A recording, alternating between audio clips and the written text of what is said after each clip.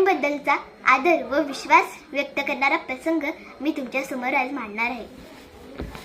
ही गोष्ट आहे आरुणी नावाच्या एका शिष्याची.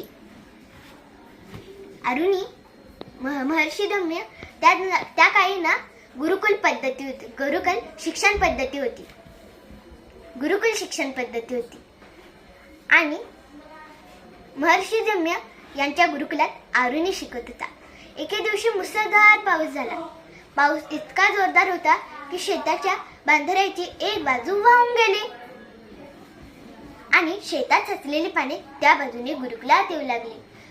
सबसे प्यारी हमको रोज पढ़ाती है, साथ हमारे